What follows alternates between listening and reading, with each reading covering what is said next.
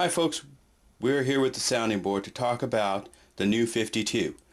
This is the second week, the last 2 weeks of the issues number ones that I felt were pretty good, pretty bad, or pretty shitty. This is Supergirl. This is actually surprising. I'm not a big reader of female comics, but Supergirl was a pretty good issue. I haven't read issue 2 yet, but I would say check it out if you can get a hold of issue 1. Because it does tie into the Superman universe.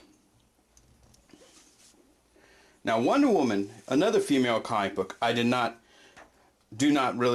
her once in a while, but for the most part she's kind of bland and boring for my taste. But this series was pretty good because it's a different spin on Wonder Woman. And now she's fighting Greek monsters, gods, and protecting the daughter of Zeus in this series. I would say highly recommend check this one out. All-Star Westerns. I've always been a fan of Jonah Hex.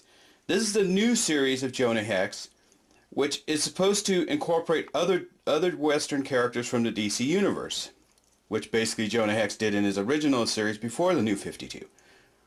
But this one is interesting because it takes place in Gotham City. And you get to see the evolution of Gotham, what it was when it first started compared to what it is today. And maybe what led up to Gotham being the city it is today that Batman needs to defend. Jonah Hex is working with Dr. Arkham. Not the Arkham we know as Black Mask, but the Arkham who started the original Arkham Asylum. I would say check this one out because it's kind of wrote like Sherlock Holmes a little bit.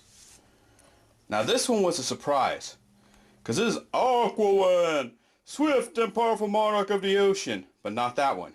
This Aquaman here is tougher, grittier, and a little bit more of what Peter David's Aquaman was trying to accomplish back before he lost his hand.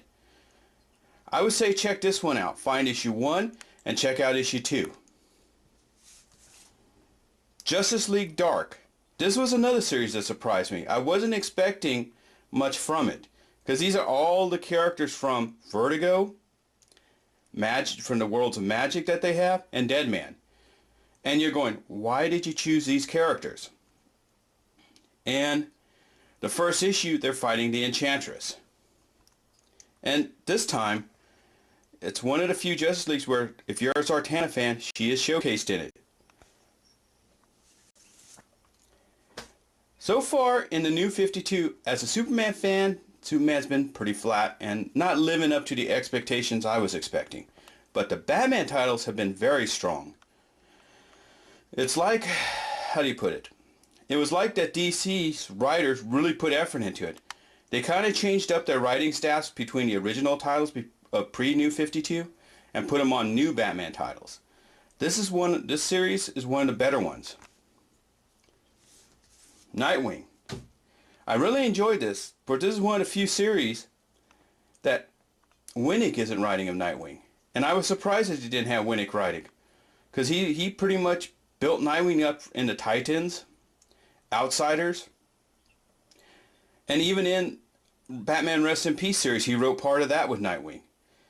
He knows a lot about Dick, in more ways than one, I guess. So, check out Nightwing. Voodoo?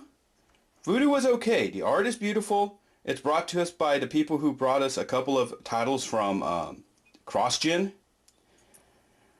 It's a new take on the character from the old Jim Lee Wildstorm era, but I'm going to say it's a good series, but nothing that you really need to keep if you're tight on cash. It could be a cutter. Vampire. I really like this spin on this thing, but I'm curious where the title is going to go. How many issues can you have him hunt the Vampire Queen, Bloody Mary? That's basically it. It's only basically 20 issues, maybe 30 max. And then he's going to have to move on. And with the intervention of this movie Breaking Dawn, the Twilight series, will that have something to do with the direction change of the comic book? Or will it keep on its same dark path? We'll have to stay and find out.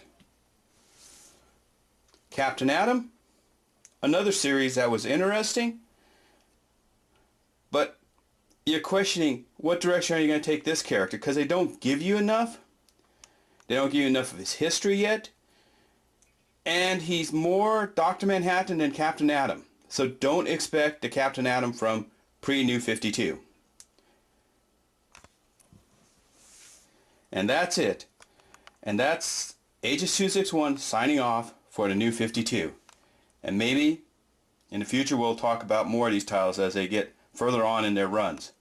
Or if they were canceled too early and you felt bad that they were lost. So thank you.